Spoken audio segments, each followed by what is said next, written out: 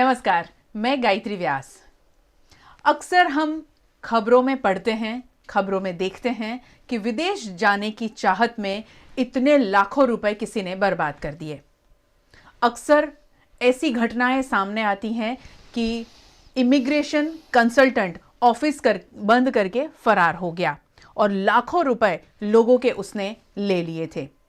और ये सब कुछ होता है विदेश जाने की अंधी चाहत में।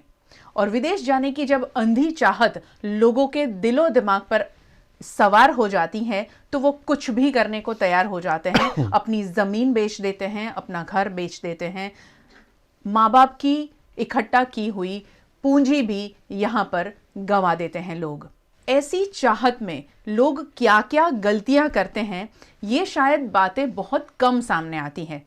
और आज हम ऐसे ही कुछ बातें करने वाले हैं और उसके सॉल्यूशंस भी आपको देने वाले हैं, ताकि आप अगर विदेश जाने की चाहत रखते हैं, आप कोशिश कर रहे हैं, तो ये हमारी चर्चा सुनकर शायद आप कोई गलती कर रहे हैं या फिर आपके कोई रिलेटिव गलती कर रहे हैं, तो उससे आप बचा सकें। बात शुरू करूं उससे पहले एक बात जरूर बताना चाहूंगी कि हमारे हिंदुस्तान से विदेश में कितने लोग जाते हैं। संयुक्त राष्ट्र की एक रिपोर्ट के अनुसार डेटा बताता है कि 2020 की ये जो जानकारी है उसके मुताबिक 18 मिलियन लोग भारत से बाहर रहते हैं, बाहर जाते हैं। भारत सबसे बड़ी आबादी वाला देश है और यहां से लोग सबसे ज्यादा यूएई, अमेरिका और सऊदी अरब जाना पसंद करते हैं और जाते हैं। दूसरी जो कंट्री है वहां पर जाते हैं, वो कंट्री में है Australia, Canada, Kuwait, Oman, Pakistan और यूके में सबसे ज्यादा हमारे हिंदुस्तान से लोग विदेश जाते हैं। उसमें यूएई में 3.5 मिलियन लोग हैं, यूएसए में 2.7 मिलियन है और सऊदी अरब में 2.5 मिलियन लोग हैं। और 2020 के अमेरिका के आंकड़ों की बात करें तो पूरे विश्व से करीब करीब 18% लोग अमेरिका में रहते हैं, यूएस में रहते हैं। तो आप सोचिए, इतनी बड़ी तादाद में जब विदेश जाने वालों की संख्या है तो उसके सामने ऐसी धोखाधड़ी और ऐसे गलतियां कर कर अपने पैसे और समय बर्बाद करने वालों की संख्या भी बहुत ज़्यादा है। और इसी मुद्दे पर बात करने के लिए हमारे साथ आज जुड़े हैं हमारे स्टूडियो में इरफान पठान, क्रिकेटर नहीं 29 साल से विदेश में रहते हैं इरफान पठान। बहुत बहुत स्वागत है आपका। Thank you. चाहत बहुत ज़्यादा होती है विदेश जाने की लोगों में, मगर वही चाहत उनको गलतियां करने के लिए बहुत ज़्यादा प्रेरित करता है।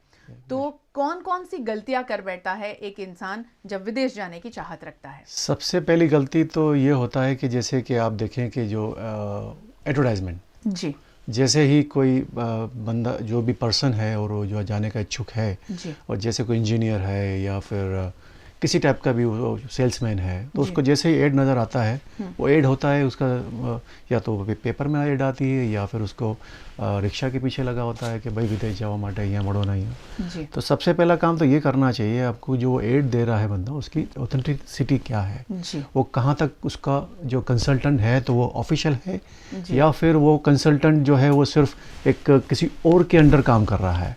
हो सकता है कि वो कहीं जैसे कनाडा जाने के लिए या दुबई जाने के लिए, तो वो क्या करते हैं यहाँ सबलेट कर देते हैं लोगों को कि भाई आप हमारी तरफ से रिप्रेजेंट करो।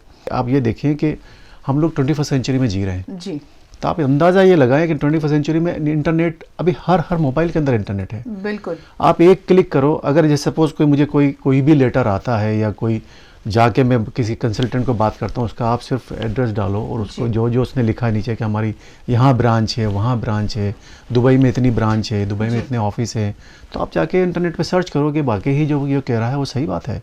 मगर ऐसे लेटर में उनके सारे इंफॉर्मेशन होती है? बिल्कुल, उनके लेटर में अगर जो वो ऑथराइज्ड इमिग्रेशन कंसल्टेंट है तो उनके पास में सबसे मेन चीज़ ये होती है कि ICCR, अगर इमिग्रेशन कनाडा के लिए कर रहे हैं तो ICCR का एक ID होता है जी। तो वो ID अगर आप उनकी ICC इमिग्रेशन की वेबसाइट पर डालेंगे तो उसका पूरा डिटेल आ जाता है, किसका नाम पे ये ID है, कौन है इसका, वो सारी चीज़ें उस पर आ जाती हैं। ये सोचें कि ये एड जो आ रही है पेपर में, जैसे कि लास्ट टाइम एक केस था, मेरे ब्रदर ने फ़ोन किया और वो मेरे को बोले कि भाई ये एक कंसल्टेंट है, वो दुबई भेज रहे हैं 15,000 में। तो मैं तो वहीं सुनकर ऐसा लगा सिर्फ 15,000 सिर्फ 15,000। आप अंदाजा लगाएं कि 15,000 में तो टिकट ही आती है, रिटर्न टिकट लें तो। उसके बाद में आजकल नया कानून है यूएई का कि 2,500 दिरहम्स आपको लेके जाना है, शो करना है।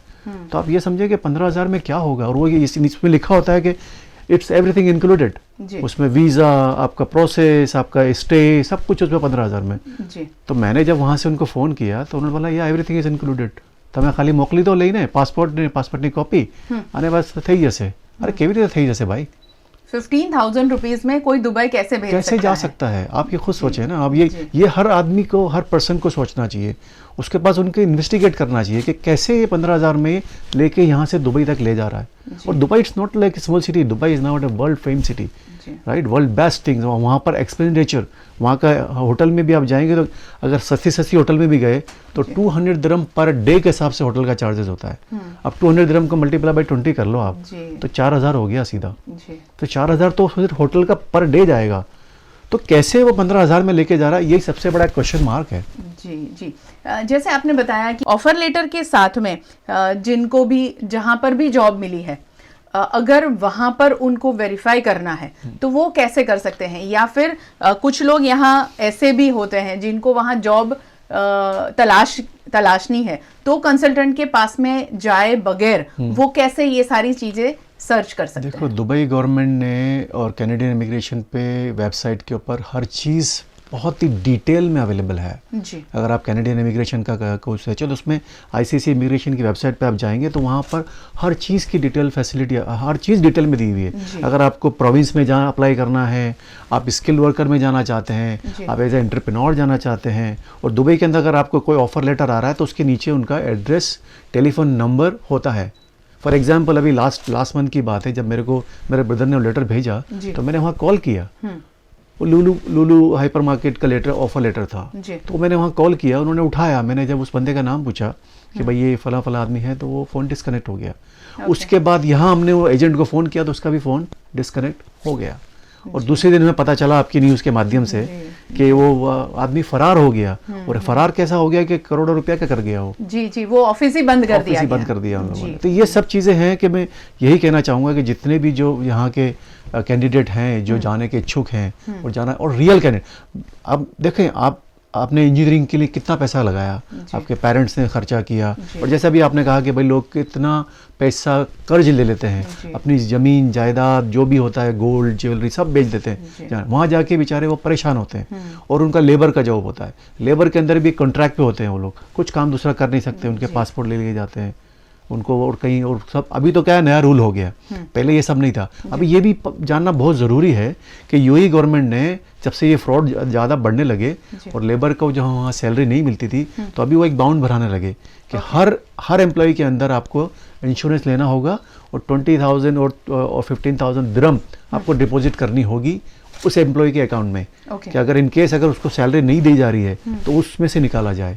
और ये वहाँ का जो कंसल्टेंट है, उसकी लाइफ सेफ रहेगा। जी। क्योंकि ऐसे बहुत से केसेस होते थे पहले, बहुत पहले की बात बता रहा अभी नहीं, कि वो एम्प्लॉय वहाँ रहते थे और उनको सैलरी टाइम पे नहीं मिलती थी, 6-6 महीने तक बेचारे परेशान, खाने का प्रॉब्लम। ये तो फिर ये इंडियन गवर्नमेंट ने ये एक यूएई गवर्नमेंट के साथ मिलकर लॉ बना दिया कि जो भी लेबर यहाँ से जा रहा है या जो किस फील्ड में जा रहा है तो उसके नाम पे वो डिपॉजिट रखना ज़रूरी होता है। ये फ्रॉड के मैसेज अभी बिल्कुल आम हो गए हैं। गल्फ न्यूज़ के अंदर ये आया था कि यहाँ के लोग पूरी दुनिया में ऐसा चल रहा है कि वो फेक लेटर बनाते हैं, ऑफ लेटर, आपका नाम किसी दूसरे का ऑफर लेटर होता है, उसमें से वो नाम चेंज कर देते हैं और डेट चेंज कर देते हैं।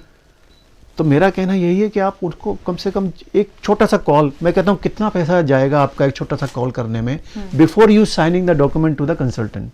ये सारी चीजें जब आप कंसल्टेंट के पास जाते हैं उससे पहले खुद प्रिपेयर हो जाए और उनको सवाल पूछें। जी बिल्कुल।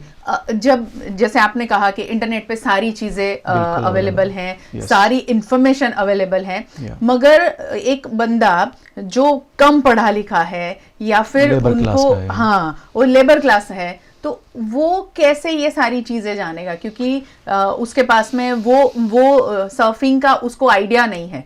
तो जब कंसल्टेंट के पास जाता है तो उसको किस तरह से गाइड किया जाता है ताकि वो गुमराह हो जाए? क्या क्या क्या चीजें ऐसी होती असल में सबसे बड़ा तो गुमराह वाला क्वेश्चन कंसल्टेंट के पास जब जाते हैं तो जाके आप उतरेंगे तो वहाँ पर गाड़ी लेने आएगी आपको जी। और एकदम शानदार वेलकम होगा आपका। तो वो सब नहीं होता, ये सब एक ख्याली दुनिया है और इसी के हिसाब से हर जो बेचारे जो कम पढ़े लिखे होते हैं जिनके पास में इस तरीके की सुविधा नहीं होती, कि आजकल मैं नहीं जानता कि हिंदुस्तान के अंदर अपना जिस तरीके से टेक्नोलॉजी ने मतलब आज टेक्नोलॉजी की बात करें तो हर छोटे से छोटे गांव में भी मोबाइल पहुंच चुका है और इंटरनेट पहुंच चुका है। हम लोग व्हाट्सअप यूज़ करते हैं, हम लोग ये करते हैं, तो एक फेसबुक के ऊपर हर एक बंदे का फेसबुक है। बहुत ही कम परसेंटेज जैसे इंडिया में लोग होंगे जिनके पास फेसबुक अकाउंट नहीं है और व्हाट्सअप नहीं है, सबके पास है। फेसबुक पे आप जाओ या कोई भी गूगल, सबसे बड़ा तो गूगल है। एक वर्ड टाइप करो कि भाई मेरे को दुबई के बारे में जानकारी चाहिए, वहाँ के वीजा आप के बारे इंग्लिश में। नहीं लिखना जानते तो आप सिर्फ बोल दें। अरे आजकल तो हिंदी में भी वेबसाइट है ना, यस, आप खाली बोल दें अभी तो गूगल को कि गूगल हाँ। आंटी मेरे को ये बता दो, तो आंटी तो एक नहीं 10 सवाल का जवाब देती है अभी। हाँ। तो बहुत सारी चीज़ें, इतनी फैसिलिटीज़ हैं आपके पास में कि जो आप अगर आपके लाखों रुपया और गाड़े क्या बोलते हैं गाड़े पसीने की कमाई, हाँ। आपके माँ बाप की पूरी ज़िंदगी की कमाई अगर उसमें वेस्ट नहीं करना चाहते, तो ये बहुत छोटी छोटी चीज़ें हैं जो अक्सर ऐसे जाने वाले, ख्वाब देखने वाले और जो यंग ब्लड हैं वो बस वो उनको डिग्री मिल गई, बस अब तो जाऊँ हमारा I have to go, that's it. तो माँ बाप भी बेचारे परेशान बोलते हैं कि चलो ठीक है हमारा भी कुछ अच्छा हो जाएगा, लेट्स भेज देते हैं। जब मैं गया था, मैं 93 में गया था, आप यकीन नहीं करेंगे, जब मैं वहाँ गया तो मेरे को ठीक है सपोर्ट मिला मेरे जिसने मुझे भेजा, और उसके बाद वहाँ जो थे उन्होंने भी मेरे को रखा, तो वो एक अलग ही बात है। लेकिन आप अगर ऐसे फ्रेशर जाते हैं वहाँ पर और ये सोच कर जाते हैं कि बस जाते ही वहाँ पर हर चीज़ आपको सब बिल्कुल प्लेट में सजी हुई मिलेगी, ऐसा नहीं होता। बहुत मेहनत करनी होती है, बहुत मेहनत करनी होती है। वहाँ की लाइफ, उसी मुद्दे पर मैं आने वाली थी कि वहाँ की लाइफ कितनी आसान है और कितनी मुश्किल है। आसान तो ऐसा है कि अगर आपका वहाँ कोई सपोर्ट है तो आसान है। अगर आपका वहाँ पर सपोर्ट नहीं है और आपने यहाँ के जो भी एजेंट्स हैं और कंसल्टेंट हैं उनके थ्रू आप वहाँ गए और उन्होंने आपको बड़े बड़े ख्वाब दिखा दिए कि वहाँ जाके आपको ऐसा में हो जाएगा, और सबसे बड़ी बात क्या होती है कि उनको फिर वो बुर्ज खलीफा, बुर्ज अरब और दुबई मॉल, ऐसी सब चीज़ें देखते हैं इंटरनेट के अंदर। अब तो सब कुछ है, वहाँ के फाउंटेन, खूबसूरत फोटोग्राफ्स उनको, या ग्लोरी होती है सारी वीडियोस में आप देखो तो ग्लोरी सब मिलेगी। तो वो आंखों पे एक ब्लैक चश्मा पहन लेते हैं, बस वो दिन भर रात दिन वही सपने देखते रहते हैं कि अरे बस वहाँ जाके तो अपने को कुछ करना नहीं है। लेकिन बात की ज़िंदगी क्या है, उसके लिए मतलब तकलीफ बहुत होती है। अभी तो वैसे गवर्नमेंट ने जो नए रूल निकाले उससे तो बहुत बेनिफिट हुआ है, बहुत ज़्यादा बेनिफिट हुआ है कि पहले ये सब नहीं था। अब बहुत कुछ ऐसा प्रिकॉशंस लिए जाते हैं, लेकिन फिर भी सबसे पहला तो यही है कि यहाँ से जाने से पहले जो आप जिस आदमी को कांटेक्ट कर रहे हैं वो कितना आपके लिए लॉयल है और कितना ऑथेंटिक है, वो बहुत ज़रूरी है। ऑथेंटिक कंसल्टेंट को जानना समझना बहुत ज़्यादा ज़रूरी है। मगर उसके लिए क्या होता है कि किसी ने कहा कि नहीं ये बहुत अच्छा है, हमारे बेटे को भेजा या हमारे भाई को भेजा, उस रेफरेंस से जब लोग जाते हैं, अब एक आध केस तो अच्छे हो गए होते हैं और उसके बाद में जब वो जाते हैं और उसके बाद उनके साथ में जब धोखा होता है तब ये सारी चीज़ें सामने आती हैं। मगर धोखा होने तक की जो प्रक्रिया है उसमें तो पूरा टाइम हो जाता है। हाँ, वो क्या क्या होती है? देखिए फॉर एग्जांपल अभी जो पिछली लास्ट महीने जो केस हुआ था, मैं उनका नाम लेना नहीं चाहता, जो भी एक एजेंट थे, लेकिन उन्होंने क्या है कि एक जो जिसके थ्रू मेरे ब्रदर ने अप्रोच किया और मेरे को सब ये भेजा, तो मैं उसका पूरा डिटेल में इन्वेस्टिगेशन किया। अगर वही चीज़ यहाँ के लोग अगर पहले से कर लेते तो ये इसका जो 3 महीने 4 महीने का रैकेट था वो एक ही पहले महीने में ही ख़त्म हो जाता। तो 4 महीने में उन लोगों ने इतनी पब्लिसिटी की और इतना सबको लेटर बना के दे दिए, फेक लेटर, और उनसे अरे मेरा तो लेटर, आप जब जाते हो आप पूछने भाई अभी मेरा लेटर, हाँ बस वो प्रोसेस में है, हो जाएगा, आप 15 दिन के बाद आ जाओ, 10 दिन के बाद आ जाओ, आपका काम हो गया समझो। आपको मतलब तैयारी कर लो, बैग पैक कर लो। इतना कॉन्फिडेंस पैदा कर देते हैं जाने वाले में। और मैंने बताया ना ब्लैक चश्मा जी, वो ब्लैक चश्मा जब कोई भी कैंडिडेट पहन लेता है ना तो उसको सिर्फ और सिर्फ दुबई के सपने नजर आते हैं। तो अवेयरनेस बहुत ज़रूरी है। असल में क्या है कि हमारे को अवेयरनेस नहीं है जी, और ख़ास करके जो कैंडिडेट हैं जो बेचारे ग्रेजुएट हैं, जो फ्रेशली ग्रेजुएट हैं, ऑलरेडी जाना चाहते हैं, उनको अवेयरनेस बिल्कुल भी नहीं है। किसी भी कंसल्टेंट के पास में जाने से पहले खुद को तैयार करके जाए, वो कैसे, क्या कहेंगे? देखें, आपको मैं एक सिंपल वे में बता देता हूँ कि जैसे कि फॉर एग्जांपल आप कनाडा के लिए इमिग्रेशन फाइल कर रहे हैं जी, ठीक है, तो उसमें कैटेगरीज हैं। एक तो होता है प्रोविंशियल होता है और एक होता है कि फेडरल जी। तो अक्सर जो कंसल्टेंट होते हैं वो बोलते हैं कि आपको हम फेडरल पे कर देंगे। फेडरल में वेरी इम्पॉसिबल जी, लेकिन नॉमिनेशन जो प्रोविंशियल में होता है वहाँ पॉसिबल है। ओके, वहाँ आप कर सकते हो, वहाँ पर स्किल वर्कर की रिक्वायरमेंट होती है। तो उसके लिए क्या होता है कि डॉक्यूमेंट सबसे बहुत इंपॉर्टेंट चीज़ है।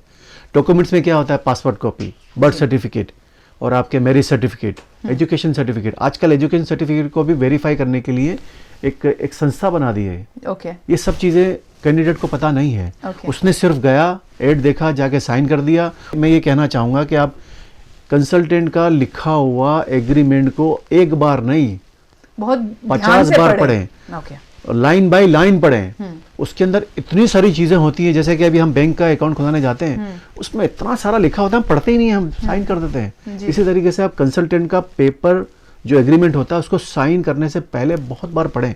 उसमें क्या क्या क्लोज लिखी हुई है, अगर आपने विड्रॉ किया तो आपको क्या पैसा वापस मिलेगा, मिलेगा कि नहीं मिलेगा, मिलेगा तो कितना मिलेगा और कितना टाइम लगेगा, ये सारी चीज़ें आपको बहुत ध्यान रखना पड़ेगा।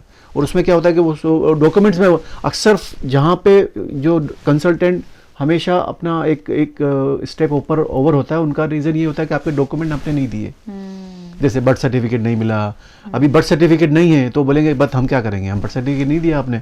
तो बर्थ सर्टिफिकेट के बहुत सारे और भी, जैसे आप पुराने जमाने में किसके पास बर्थ सर्टिफिकेट था? जी। तो जो एम्बेसीज होती हैं, जैसे कि आप दूसरे वहाँ पर बनवा सकते हैं जी। वहाँ पर एक लेटर बनवा सकते हैं, आप कॉन्सुलेट में जाएं या और भी कहें, उस बनवा सकते हैं। तो ये डॉक्यूमेंट्स का प्रिपरेशन करना बहुत ज़रूरी है। और सबसे इम्पोर्टेंट पॉइंट ये है कि चेकलिस्ट होती है जी। हर वेबसाइट के ऊपर एक चेकलिस्ट होती है कि आप वीज़ा अप्लाई करने से पहले क्या क्या डॉक्यूमेंट चाहिए जी। और वही हम लोग मिस करते हैं। तो आप डाउनलोड करें ना, आप दुबई का सिंपल वीज़ा है ना, आप उसको भी जाके आप चेकलिस्ट डाउनलोड कर लें और कंसल्टेंट को पूरी फाइल बना के दे दें। तो जितना वो टाइम आपका ले रहा है ना फाइल बनाने में, और बोल रहा है कि अबे अगला महीना था मैं आपको पची ये आपको ये दो वो दो, ये डॉक्यूमेंट दो वो डॉक्यूमेंट, उसमें आपका समय बहुत बचेगा और आपका एनर्जी भी कम वेस्ट होगा और आप सही कंसल्टेंट को। और सबसे मेन इंपॉर्टेंट, अगर आप कनाडा या ऑस्ट्रेलिया उसके लिए फ़ाइल कर रहे हैं तो आपको उसका कनाडा के लिए the most important ICCRC ID ज़रूर देखें ताकि आप उसको वेरीफाई कर सकें। और अगर कुछ इनकेस अगर गॉड फॉरबिड अगर कुछ हो जाता है कि जैसे कि आपका फाइल कुछ हो गया और उसने कहानी बनाई, स्टोरी बनाई, तो आप वहाँ जाके कंप्लेन भी कर सकते हैं जी उनके खिलाफ। लेकिन वो डॉक्यूमेंट में इतना सिक्योर्ड होते हैं कंसल्टेंट पूरा जो एग्रीमेंट में कि आप कुछ नहीं कर सकते हैं। उन्होंने पूरा लिखा होता है, हर चीज़ लिखी होती है उसके अंदर नीचे, पूरा एक एक छोटे छोटे अक्षर में लिखते हैं वो लोग। तो वो पढ़ना बहुत ज़रूरी है। बहुत सही आपने जानकारी दी कि उसमें लास्ट जो टिप है वो बहुत ज़्यादा इम्पॉर्टेंट है कि आप जब कोई भी एग्रीमेंट साइन करते हैं उसको गौर से पढ़ें। बहुत ज़्यादा ज़रूरी है, क्योंकि हम इतने ज़्यादा उत्सुक होते हैं जाने की लालसा में और सोचते हैं कि ठीक है ना, अब ये तो हमारे शहर के ही हैं, हमारे साथ में कहाँ धोखा करेंगे, हमारे साथ सब कुछ अच्छा ही होता है, क्योंकि बातों में सारी चीज़ें बहुत ज़्यादा स्मूथ नज़र आती हैं। मगर प्रैक्टिकली जब हम देखें डॉक्यूमेंट में क्या क्या लिखा है, जहाँ पर आप अपनी सिग्नेचर करके देते हैं, यानी कि आप वो सारी चीज़ों से अपने आप को सरेंडर कर रहे हैं कि मैं रेडी हूं, ये सारी चीजें मुझे मान्य है। अब मान्य करने से पहले ये पढ़ना बहुत ज़्यादा ज़रूरी है। ये बातें तो हुई कि क्या क्या हमें प्रिपरेशन करना चाहिए। अब जब एक इमिग्रेशन कंसल्टेंट से हमें बात करनी है और उनसे हमें जानकारी लेनी है कि वाकई ये सारी चीज़ों से अगर हम गुजर रहे हैं, हम विदेश जाना चाहते हैं, तो किन किन बातों का ध्यान रखना है। ऐसे हमारे साथ ही कनाडा से एक इमिग्रेशन कंसल्टेंट जुड़ने वाले हैं, अब्दुल रज़ाक जी। उन्हीं से हम बात करेंगे क्योंकि वो ऑनलाइन हमसे बात करने वाले हैं। सो हमारे साथ अब जुड़े हैं कनाडा से अब्दुल रज़ाक जी, जो इमिग्रेशन कंसल्टेंट है। 20 सालों से उन्होंने बतौर इमिग्रेशन कंसल्टेंट अपनी सेवाएं दी हैं। बहुत बहुत स्वागत है रज़ाक जी। Thank you very much. I'm also happy to be kind of participating in the information session, which is important for general public. जी जी। बस शुरू यहीं से करते हैं कि हम बात कर रहे थे मैं और इरफान पठान कि इमिग्रेशन के दौरान जितनी भी लोग गलतियां करते हैं और उसी से वो शिकार होते हैं बहुत बड़े फ्रॉड का। तो हम आपसे ये जानना चाहेंगे कि किस तरह के इमिग्रेशन के लिए ज़्यादा से ज़्यादा लोग इमिग्रेशन कंसल्टेंट के पास जाते हैं, किस तरह की सोच के साथ जाते हैं और ज़्यादा कौन से फील्ड के इमिग्रेशन के लिए जाते हैं? You see, basically, immigrations are for two type of countries. One is those countries for permanent residents and permanent settlements are countries like Canada, America, Europe, Australia, New Zealand. Now, usually, though, this kind of countries invites those people who have got considerably मतलब अच्छा education हो उनका, उनके point system में point बनते हो, and they have to also pass some level of English test. अब होता यह है कि यूजुअली जो चीटर्स हैं, जो लोगों को ठगना चाहते हैं, तो लोगों को ये ध्यान देना चाहिए कि जब भी कोई चीज ऐसी लगे कि बहुत आसान है और बहुत ही सस्ते में काम हो जाएगा, वहां पर उनको समझ लेना चाहिए कि कुछ न कुछ चीटिंग का पॉसिबिलिटी है। तो सबसे अच्छा क्या है कि जिसने भी जाना हो और कनाडा, अमेरिका, यूरोप या इन सारी कंट्रियों में, वो कभी कभी जॉब के लिए भी बहुत सारे ऐसे ये देते हैं एडवर्टाइजमेंट वगैरह, जो ज्यादातर फ्रॉड हो सकते हैं। इसलिए कि ये कंट्रीज लोगों को लेके तो जरूर आती है, लेकिन उनका अपना प्रोसेस होता है। ये नहीं कि वो कोई भी जॉब ऑफर दे दे और इजीली प्रोसेस हो जाएगी। इन कंट्रियों में जो भी एम्प्लॉयमेंट है, that goes through the human resource development, in which that employer has to go through the proper process. इसमें कोई काम इतना आसान नहीं है कि आदमी को फौरन कोई भी कंपनी जॉब ऑफर दे दे और उनका काम हो जाए, उनका वर्क परमिट लग जाए। और गल्फ कंट्रीज में भी, gulf countries are different than these kind of countries in which there may be varieties of different easy process, but still anybody wants to go, they must verify information from their embassies and from those employers which they say that they have this kind of agents. And it is very easy in nowadays कि वो Google पे किसी भी तरह ना उन कंपनियों का पता करे, ये कौन सी कंपनियां हैं, उनको मैसेज भेजे, एम्बेसी को मैसेज भेजे and verify all the information. दूसरी ये है कि अगर किसी ने भी इन कंट्रीज में आना है, जो एक कैटेगरी कंट्रीज हैं, तो उनको भी चाहिए कि प्रोसेस बहुत ही इजीली अवेलेबल है on internet, and they can also read it, verify it, and then only they can start working on application process. और किसी एजेंट की मदद भी लेनी है तो first inform themselves, and then only they can gradually start cautiously going ahead. As soon as the guy is asking for money, that could be a kind of trap.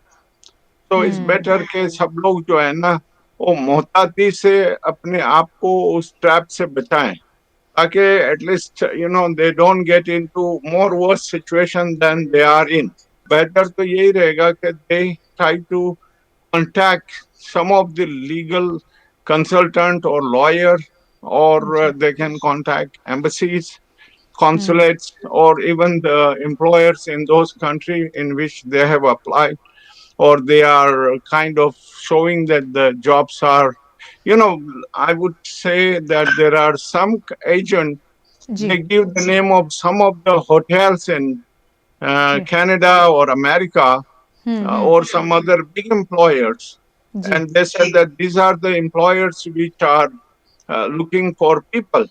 It's very easy. If the most important thing is that the email they give, if it is Gmail, Yahoo, Hotmail, then they should immediately understand that this is a fraud. Ji If it बहुत is आसान है अब तो सारी चीज़ें जानना समझना। जैसे इरफान पठान भी अभी यही जिक्र कर रहे थे कि आप आपके पास में सारी कुछ चीज़ें अवेलेबल है, आप गूगल करें, उस कंपनी के मेल आईडी आपके पास हैं तो वो जांचें। इरफान पठान ने एक बात का जिक्र किया था, वो आपसे भी मैं जानना चाहूँगी क्योंकि आप बतौर कंसल्टेंट इतने सालों से सेवाएं दे रहे हैं। ICCRC आईडी क्या है, उसके बारे में थोड़ा सा समझाएं। ICCRC जो है ना, उसकी वेबसाइट पे आसानी से वो किसी भी कंसल्टेंट की एक्टिव मेंबरशिप जानी जा सकती है। जैसे मेरा है, तो मेरा नाम डाल के Abdul Razak, Canadian consultant of ICCRC ID, अगर आप इतना ही डाल दो तो you will find that my ID is on ICCRC website. It's very easy, nothing is such that can remain hidden. तो मतलब कोई भी जानना चाहता है कि अच्छा ये कंसल्टेंट ऑलरेडी एक्टिव मेंबर है इन गुड स्टैंडिंग, तो वो बहुत ही क्लियरली अंडरस्टैंडेबल है। अब ये है कि किसी भी कंट्री में कोई भी कंसल्टेंट हो, it is very easy that they can get them verified. They can ask them what is their membership ID. If they are lawyer, then they are member of the law society. Or, if somebody is just trying to represent some companies, it's very easy to verify from those companies. In India, when I was there, I saw there were some guys, they were asking for Kuwait companies for certain big number of people. When I was passing by Kuwait, I immediately called the company and asked them that there is somebody named so and so. He's asking for big number of people for your company. So maybe it looks like ये fraud कर रहा है। तो उनको मैंने inform किया, फिर उनकी एम्बेसी को इन्फॉर्म किया एंड उनकी फॉरेन मिनिस्टर को इन्फॉर्म किया। It is duty of each and every kind of consultant or lawyers, if they come across, तो उनको चाहिए कि लोगों को फ्रॉड से बचाएं। तो बट सबसे इम्पोर्टेंट ये है कि लोगों को खुद कोशिश करनी चाहिए कि ऐसे फ्रॉड में ना फंसे। इसके लिए वेरिफिकेशन आजकल बहुत इजी है, बट ज्यादातर लोग किस फ्रॉड में फंसते हैं, वो देखते हैं अरे एम्प्लॉयमेंट जॉब है। उसी मुद्दे पर मैं आ रही हूँ। आपने जैसे कहा कि इमिग्रेशन को आपने अलग अलग कैटेगरी में बांट कर जो आपने बताया, तो कौन कौन से इमिग्रेशन में लोग ज्यादा फंसते हैं, यानी फ्रॉड का शिकार होते हैं? ज्यादातर लोग है ना, जहाँ एम्प्लॉयमेंट सुनते हैं वो चाहते हैं कि जल्दी से जाएं और एम्प्लॉयमेंट में जाएं, उनको जॉब मिल जाए। हाँ, ज्यादातर वो एम्प्लॉयमेंट ढूंढते हैं, और एम्प्लॉयमेंट सबसे ज्यादा मुश्किल है। हाँ। इमिग्रेशन रिलेटिवली ज्यादा आसान है इन कंट्रियों में, ए टाइप की कंट्रियों में। जब अगर वो यहाँ आने के बाद फिर आके जॉब ढूंढ सकते हैं, लेकिन ऐसा भी नहीं है कि मतलब लोग वर्क परमिट में नहीं आते। लेकिन अगर वर्क परमिट की बात हो तो लोगों को बहुत चौकन्ना हो जाना चाहिए कि ये फ्रॉड तो नहीं है। सबसे पहले उनको सोचना चाहिए कि फ्रॉड है। जितना भी आप डाउट करो उतना अपने आप को बचा सकते हो। कभी भी इस बात, जहाँ वो आसान पैदा करे ना कि एजेंट बोले कि नहीं तुम फिक्र नहीं करो, डॉक्यूमेंट भी नहीं ठीक से देखता, प्रोसेस भी नहीं, वो बोलता है मेरे पास वर्क परमिट रेडी है, ये वो। Nothing is that simple and nothing is that easy and nothing is that even cheap. तो इसलिए जब वो एक एक चीजों को ध्यान से देखे कि ये कितने टाइम बोल रहा है, कौन सी कंपनी है। कभी कभी ये भी देखना चाहिए कि जो जॉब है उसके हिसाब जी से कनाडा, अमेरिका, इन कंट्रियों में उनकी सैलरीज जो है ना आसानी से वेबसाइट पे वेरीफाई हो सकती है। अगर उसमें वो ऑफर दे रहा है कि बहुत अच्छी सैलरी है, खाना पीना है, बहुत सारी और चीजें हैं, जी it is very easy to understand कि ये मतलब he is trying to fraud the people. बहुत सारे पैसे खर्च करके एक व्यक्ति विदेश पहुंच जाता है, वहां जाके पता चलता है कि उसे जो कहा गया था और उसे जो एक बहुत बड़ी तस्वीर दिखाई गई थी कि ऐसी जॉब आपके पास होगी, ऐसा होगा, वहां जाके कुछ भी नहीं होता है, मगर वो वहां पहुंच गए। उसके बाद में वो कैसे सरवाइव होता है, किस तरह से अपनी जिंदगी में आगे बढ़ता है? देखिए, जहां तक सवाल है कंट्री लाइक कनाडा, जी Canada is much more caring for the foreign immigrant. तो ओके जब कोई यहाँ पे आता है, कोई भी ऐसी कंपनी में आता है जो उनको बहुत ही धोखे से कम सैलरी में रखना चाहती है, जी उनको ज्यादा आवर्स पे काम कराना चाहती है, कनाडा ने इमीडिएटली एक नया रूल बनाया है कि कोई भी सिचुएशन ऑफ एब्यूज में होगा, then country will give them open work permit, he can leave the job immediately and he can complain। उसकी जो भी सैलरीज अगर अभी मैं एक केस मल्हार देसाई का कर रहा हूँ, जी उसको एक वैंकूवर की कंपनी है ट्रकिंग की, उसको उसको $24 पर आवर की बजाय उन्होंने उसको माइल बेसिस पे दिया है कि वो पर माइल बहुत ही लो वेजेस हो जाती हैं। जी और उससे ना 6 महीना उसको काम नहीं दिया, उसके बाद में जो जॉब दिया तो pretty लो इस पे माइलेज बेसिस पे काम कर रहा था। तो ओके मैंने वो केस लिया और यहाँ पे एम्प्लॉयमेंट स्टैंडर्ड में उसका केस फाइल किया। उसको तकरीबन 50 से 60 हजार डॉलर्स मिलेंगे जो भी उसने लॉस किया। और ओके उसको फौरन ओपन वर्क परमिट दिलवाया और अभी वो टोरंटो की एक कंपनी में काम कर रहा है जिसमें $24 से भी ज्यादा $30 पे वो जो है जॉब कर रहा है। तो मतलब इन कंट्रियों में उन लोगों के लिए जो सताए गए हैं, जी कनाडा बिल्कुल उनकी मदद बहुत करता है। जी इसलिए जी यहाँ कोई फ्रॉड नहीं कर सकता। अगर यहाँ कोई आ गया तो उसके लिए अच्छा है, अगर आ सकता है और आ गया, भले ना किसी भी तरह से आ गया। फिर यहाँ पे कनाडा ने तो अभी जो विजिटर्स थे उनके लिए जी भी आसान कर दिया कि वो वर्क परमिट अप्लाई कर सकते हैं बिकॉज ऑफ कोविड-19। जी बहुत सारे लोग यहाँ आ नहीं पाए 2020 और अभी, तो जी इसलिए उन्होंने जो भी विजिटर है उनको भी इजी कर दिया कि वो भी यहाँ काम कर सकते हैं वर्क परमिट लेके। आखिर में रजाक जी ये जानना चाहेंगे कि डॉक्यूमेंट्स की अगर हम बात करें तो डॉक्यूमेंट्स बनाने में लोग बहुत ज़्यादा परेशानी होती है, क्योंकि उनको कोई अनुभव नहीं है, पहली बार कोशिश कर रहे हैं। तो डॉक्यूमेंट्स के लिए आप क्या सजेस्ट करेंगे, लोगों को क्या सुझाव देंगे?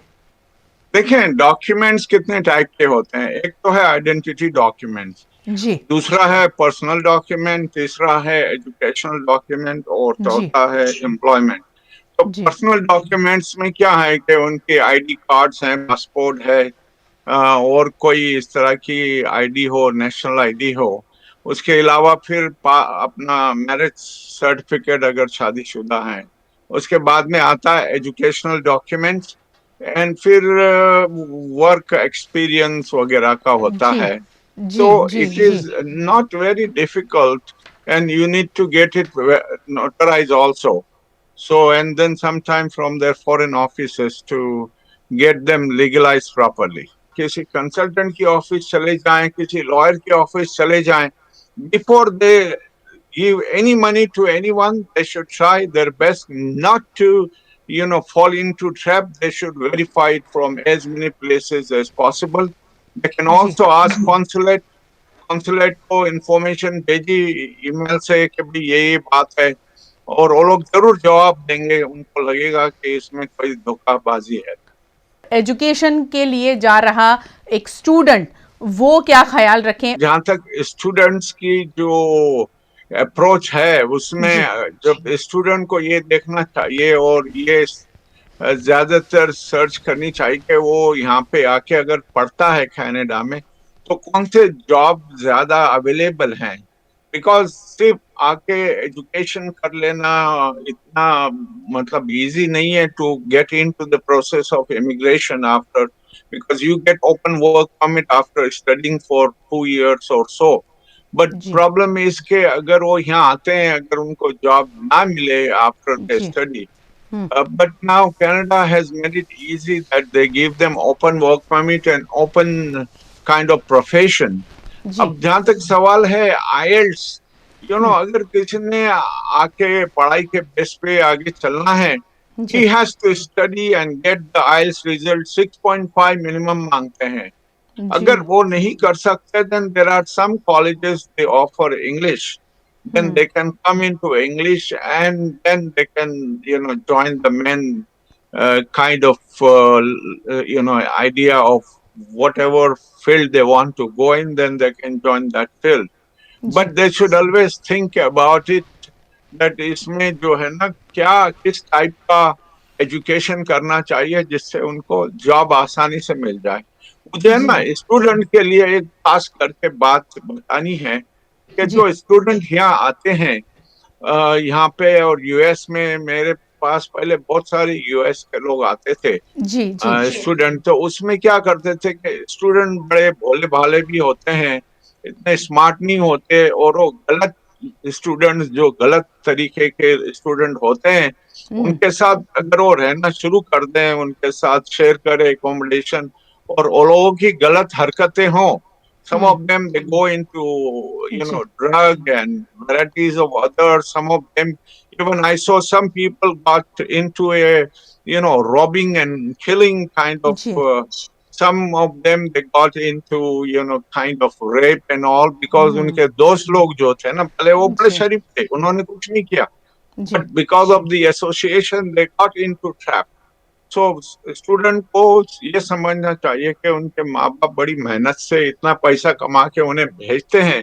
पहली बात तो बुराई से दूर रहें, सिगरेट से, शराब से और तरीके के, ऐसा कोई इंसान भी हो तो उससे दूर हो जाना. जाके विदेश में होती सारी गतिविधियों से वो लिप्त ना हो जाए, और वो सारी चीजों से दूर रहें और फोकस करें कि वो क्यों गए हैं विदेश. Yes, this is very important because एक गलती उनको है ना, उनका इमिग्रेशन भी खराब हो गया, they will be in prison, then they have to get deported. ये सारी चीजें बहुत खतरनाक है स्टूडेंट के लिए. बिल्कुल. तो ये बहुत ही जरूरी चीज है कि वो अपनी पढ़ाई पे ध्यान दें and they should remain focused. जी. वैसे अगर किसी को किसी भी तरह की इस तरह की इश्यूज हों, वो मुझे ईमेल कर सकते हैं. They can ask me to verify their documents for whichever country world over. I may not be able to verify everything for the Gulf countries, but जहाँ तक सवाल है Europe, Canada, America, Australia, New Zealand, I can verify for them. बहुत बहुत शुक्रिया. मैं सभी से कहूँगी कि जो स्क्रीन पर ईमेल आईडी आप देख रहे हैं, उस ईमेल आईडी पर कोई भी क्वेरी है तो आप अब्दुल रज़ाक जी से पूछ सकते हैं, उनको मेल कर सकते हैं. बहुत बहुत शुक्रिया आपका हमारे साथ जुड़ने के लिए. कनाडा से बात कर रहे थे अब्दुल रज़ाक जी, जो बतौर इमिग्रेशन कंसल्टेंट पिछले 20-21 साल से सेवाएं दे रहे हैं और एक्सपर्ट हैं. जिस तरह उन्होंने सारी बातें बताई हैं, मुझे ऐसा लगता है कि अब्दुल रज़ाक जी, हर कंट्री में आपके जैसे लोग होने चाहिए, ताकि जिनके साथ में भी फ्रॉड हुआ है और वहां पहुंचे हैं, तो आपके जैसे लोग उनको सही तरीके से गाइड कर सकें. और जाने से पहले भी आप जैसे लोगों से अगर बात होती है, कोई भी क्वेरी आपके पास आती है, तो आप उनको सही गाइडेंस देंगे. बहुत बहुत शुक्रिया. बिल्कुल सही, बिल्कुल सही. तो ये बात कर रहे थे कनाडा से अब्दुल रज़ाक जी, जिन्होंने बहुत ही अच्छी इन्फॉर्मेशन दी है कि जो पढ़ाई के लिए स्टूडेंट्स वहाँ जाते हैं उनके बारे में भी उन्होंने बहुत अच्छी जानकारी दी, और जो जॉब के लिए वहाँ जाते हैं और उनको यहाँ पर किन किन परेशानियों से जूझकर फिर वहाँ पहुँचते हैं, और फिर कनाडा में सरकार भी अब उनको बहुत ज़्यादा सपोर्ट कर रही है. बहुत अच्छी जानकारी दी है. इरफान पठान, आपका भी बहुत बहुत शुक्रिया. आखिर में आप कुछ कहना चाहोगे? जो भी ये वीनियम टीवी पे प्रोग्राम देख रहे हैं, उन सबसे ये मैसेज है कि भाई थोड़ा सा समय निकालें. आप पैसा आपका बहुत ही हार्ड अर्न मनी है, उसको खर्च करने से पहले थोड़ा सा अपना सर्च कर लें और उसके बाद आप इन्वेस्ट करें, या ये भी इन्वेस्टमेंट ही है एक तरीके से, क्योंकि आप जा रहे हैं तो वहाँ पर कुछ कमाने के लिए जा रहे हैं। यहाँ से आप जाने से पहले ही अगर आपकी पैसा पूरा लुट जाए और उसके लिए मतलब आप पहुँच भी ना पाएँ और आपकी पूरी जो हार्ड एंड मनी है वो किसी तरह से कोई आपको ले जाए, धोखे से खा जाए या ले जाए, तो इससे अच्छा है कि आप थोड़ा सा ये छोटी छोटी प्रिकॉशन है। आप अपने सवाल हमें भेजें, जो मेल आईडी आप अपने स्क्रीन पर देख रहे हैं VNM टीवी का, उस पर आप मेल कर सकते हैं। मिस्टर रज़ाक का भी मेल आईडी हमने आपको दिया है, उस पर भी आप मेल कर सकते हैं। आपके सवाल हमें आप पूछिए, आपके सवालों के जवाब देने की हम पूरी कोशिश करेंगे। और सही जानकारी के साथ में अगर आप विदेश में काम करने के लिए जाते हैं या अपने आप बच्चों को विदेश में पढ़ाई के लिए भेजते हैं, तो मुझे ऐसा लगता है कि हमारा हिंदुस्तान ही ग्रो करेगा।